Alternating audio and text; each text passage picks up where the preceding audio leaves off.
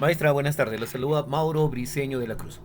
En esta oportunidad vamos a presentar un pequeño análisis de lo que significó los principales cambios y permanencias en el Perú entre los años 1930 y 1990. Centrémonos, pues, en una de los hechos más importantes en el desarrollo de la patria, la reforma agraria. Jueves 3 de octubre de 1968, el general Juan Velasco Alvarado derroca al presidente constitucional Fernando Belaúnde Terry e inicia con ello una etapa en el Perú pintada de una política nacionalista con detalles, con ingredientes de reforma. ¿Fue realmente beneficioso para el país la reforma agraria? ¿Tuvo, digamos, bemoles en cuanto a lo económico? ¿Tuvo un impacto positivo en lo social? ¿Causó alguna suerte de transformación en lo político? Veamos esto punto por punto. Inicialmente, en el aspecto político, debemos de entender que entre los años 30 y 90, 1930 y 1990, el Perú vivió diversos cambios políticos. Estos incluyeron gobiernos democráticos, golpes de Estado, dictaduras, y uno de estos momentos más trascendentales, sin lugar a dudas, fue el golpe militar de 1968, liderado por el general Juan Velasco Alvarado, que tenía la visión de impulsar la reforma agraria con el objetivo de redistribuir las tierras concentradas en grandes haciendas.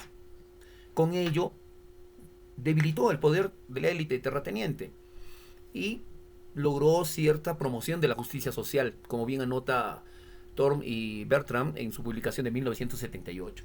Este cambio eh, buscaba integrar a los campesinos históricamente marginados al sistema actual y con ello consolidar un modelo de desarrollo más equitativo, si se quiere.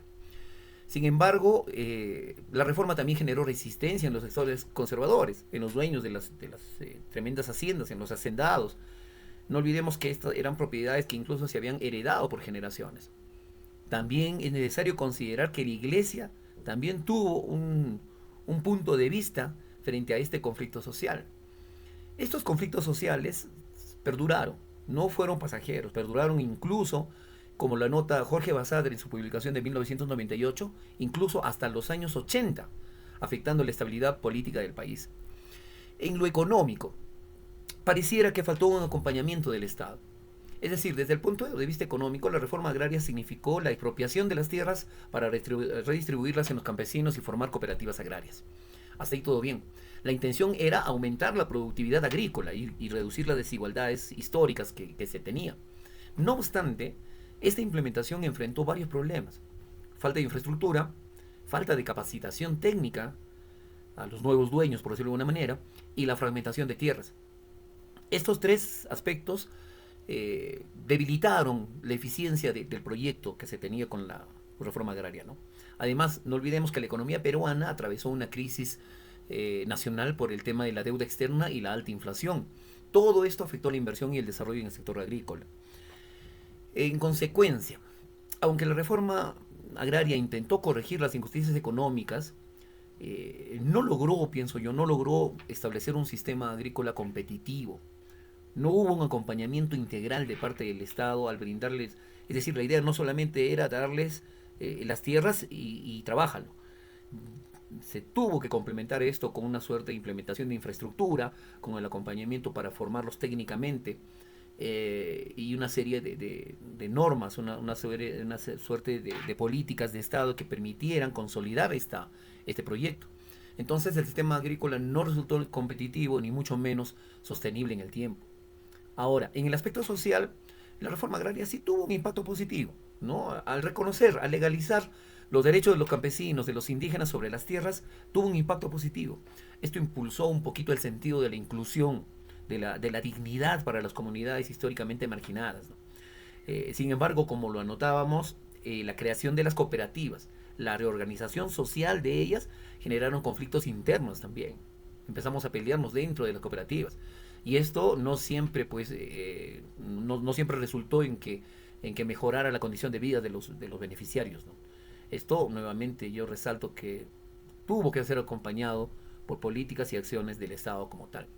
A pesar de las dificultades, yo pienso que la reforma sentó bases de alguna forma para una mayor participación política, una mayor participación social de los sectores rurales que nunca lo habían tenido desde ese tiempo y para lo venidero, ¿no? En las décadas subsiguientes. En resumen, maestra, la reforma agraria, a mi parecer, fue un proceso con resultados mixtos. Políticamente fue un avance hasta la justicia social, hasta la inclusión, pero generó también polarización entre los sectores. Y estos conflictos fueron prolongados. Socialmente, como lo acabamos de decir, representó sí un reconocimiento histórico, un paso hacia la integración de los campesinos, aunque sus beneficios se fueron opacados por los problemas internos, por la falta de acompañamiento y sobre todo por la falta de políticas complementarias que ayudaran el camino de esta transformación en la realidad agrícola del Perú, ¿no? Por tanto, desde una visión integral, considero que la reforma agraria fue necesaria y en ciertos aspectos beneficiosa, especialmente en lo político y en lo social, pero insuficiente para transformar completamente la realidad económica del Perú, y sobre todo del Perú rural. Este análisis, creo yo, nos ayuda a entender mejor cómo se formó el Perú contemporáneo y más aún entender los retos que aún persisten. Muchísimas gracias.